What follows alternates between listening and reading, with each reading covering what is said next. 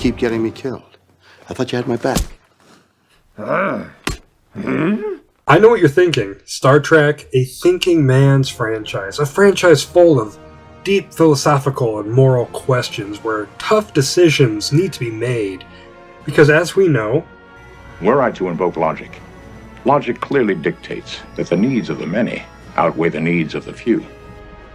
So when you think of a Star Trek video game, guns and weapons, they don't really cross your mind. It's not something you think of. I've got phase cannons, photon disruptors, and wait till I show you these plasma rifles. But this is the Kelvin timeline, baby, where cool explosions and sex appeal is the name of the game. Are you alright, Captain? I'm definitely better now, thanks. Because Star Trek of old would never do such a thing as have shootouts and sex appeal. Released back in 2013, Star Trek the video game is set between the events of 2009 Star Trek Reboot, Alternate Timeline, and Into Darkness. And is considered to be canon to the Kelvin timeline, at least at the time that the game was made, it was considered canon. Now, one thing that is actually interesting with this game is that Paramount did not license this game to be made by EA or Activision or anything. They made this game in-house by Paramount Studios with an aim to make it a collaborative effort with the team making the Star Trek films and the team making the game. They didn't want this to be a quick cash grab movie tie-in game that we were very accustomed to getting in the 2000s. Now, this game had been in development since 2010, and as you can see from the footage, takes heavy inspiration from Uncharted, Gears of War, plus notably, the story for this game takes heavy inspiration from some original series episodes like Arena. But when it comes to Star Trek 2013, I actually have really fond memories of playing this game back when it came out in 2013.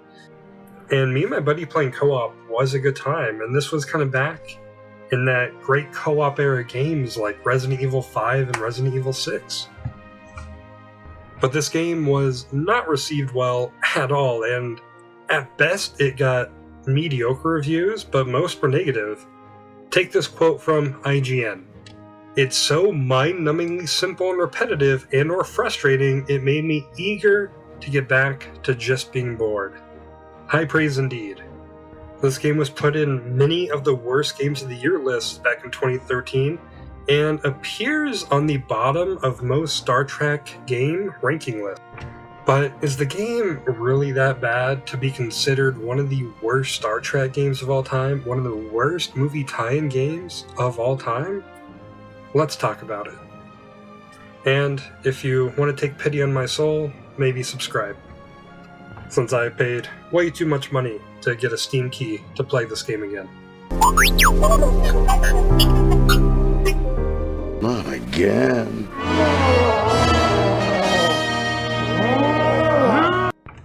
Now, even though this game got a lot of hate, you can immediately tell that some effort was put in right from the beginning. Like, it looks pretty great, and it feels like it fits in perfectly with the Kelvin era of Star Trek. And that makes sense, considering this game was a pretty big deal for Paramount, being their first game kind of ever made in-house, and they wanted to make a good impression. But let's talk about the story that they are telling here.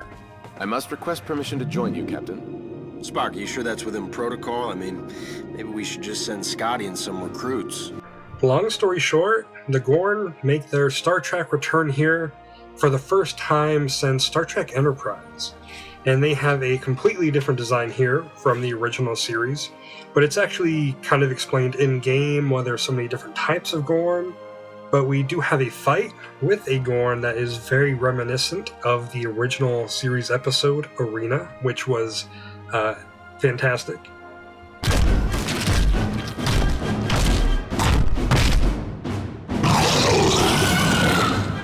What the hell is that thing?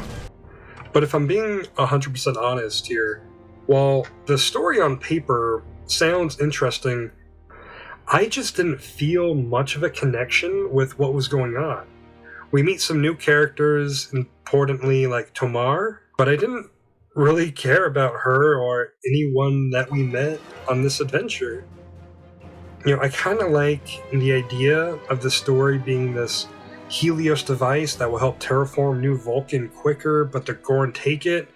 Reminded me a lot of the Genesis device. Genesis? Yes, Genesis.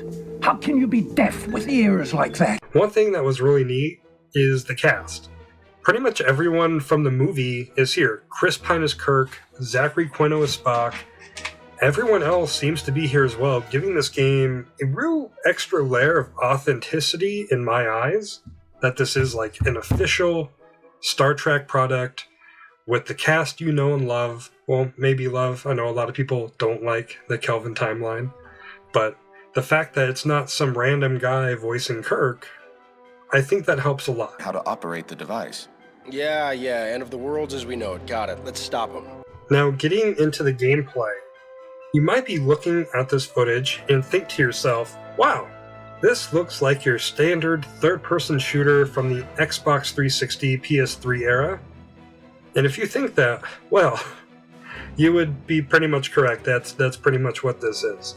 But to the game's credit, like, it's pretty fun, and it's not like a completely incompetent third-person shooter like a lot of the reviews would lead you to believe.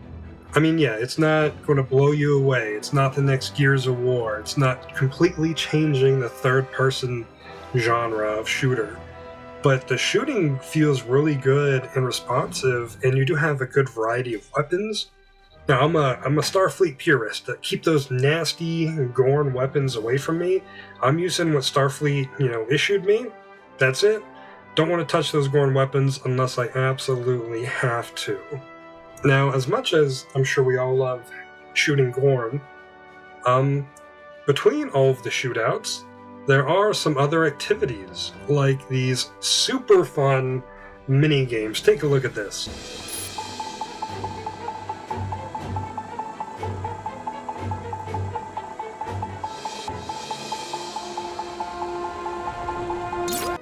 Thrilling stuff, right? Absolutely just fantastic. They aren't that bad, but after doing the same one 15, 20 times, it gets a little old.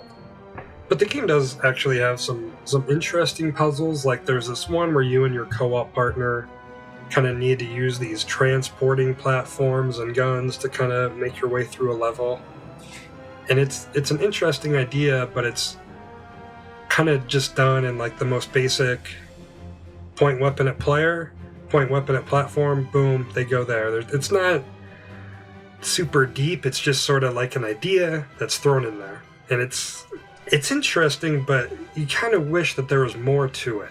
And again, really seeing the Uncharted inspiration here, you have a lot of cinematic moments when you're like flying through the air, need to dodge obstacles, and these were cool, but also a little bit annoying.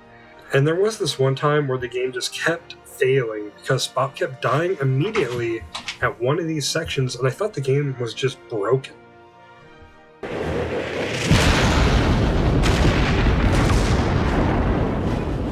I am in need of medical assistance. Now, the enemies here, you do get a variety of Gorn that have different abilities that make the gameplay a little bit more interesting as you go through the game. You also have some zombified, Starfleet members that are infected with like this Gorn stuff. But if you want those sweet accommodations, you gotta stun them. And the accommodations are just like your bonus objectives in the level. Like, don't shoot any members of Starfleet, stun them all, knock them out, don't actually kill any of them, stuff like that. Just that tiny little bit of extra thing to keep an eye out for in the game. And I couldn't help but notice when I was playing this was that I've been recently watching Star Trek Strange New Worlds, and a potential spoiler for that, the Gorn show up in Strange New Worlds. And I couldn't help but think about this game when the Gorn showed up in the show, because they looked like kind of similar. So maybe this game kind of helped inspire the redesign for the Gorn in Strange New Worlds. I don't know. I just thought it was kind of interesting. And definitely seeing more of that Uncharted inspiration again is that the climbing mechanics here are very awkward. Like, you can tell someone walked in and said, all right, we need to make it like Uncharted, make him climb all over the place, but the climbing, like, it doesn't feel good. It feels very awkward. The music sounds really great, just like the films, and it does obviously have that very good cinematic kind of sound to it. And like I mentioned before, all the voice work is, all done by the actual cast of the film, so this might unofficially be that extra Kelvin timeline movie that seems like it's never going to get made at this point. But to kind of sum up my opinions here with this game, I don't feel like this game is nearly as bad as it's being made out to be. Maybe gaming the last few years has just kind of ruined me, and my standards for what is acceptable has gone lower due to recent gaming trends. But I think this game, honestly, it's pretty solid. I would never spend like $60, $70 on a Steam key ever again to buy it, but it's still pretty affordable on PlayStation and Xbox if you can find a physical copy. They seemed like around $20-$30 on Amazon. And if you're a big enough Star Trek fan and you like the Kelvin timeline, it's honestly a pretty fun time, especially if you have any friends. I don't. I do not have any friends, so I had to play alone. Also, this game is the reason I am never purchasing Steam keys again, because that was a nightmare. Fun story time now. So I bought the Steam key, right? Went to redeem it. Boom. Key had already been redeemed. So that $60, $70, whatever I spent on the Steam key, completely wasted. So I had to deal with the just horrific customer service on G2A to try and get another key or get my money back, and I'm never doing that ever again. I'm never buying Steam keys ever again. And I went down the rabbit hole of why purchasing Steam keys and all that is actually kind of bad for the industry and for the developers. I know when it comes to big AAA games, a lot of people are like, I don't care. But also, just so I never run across this issue again, I'm never buying a Steam key ever again. But what is your guys or girls, I see my statistics, you're all guys, thoughts on the Star Trek, the video game from 2013, or what is your favorite Star Trek game? I think my favorite would be Star Trek Voyager Elite Force. I love that one. And a couple of years ago, when I was really into PlayStation VR, me and my buddy would play hours and hours and hours of Star Trek Bridge Crew. Gotta be one of the funnest VR experiences I've ever had. I wish they would bring that back, nice and updated. But yeah. Alright guys, thank you for watching, and hope you have a great day. Star Trek, the video game. All right, now you're overacting.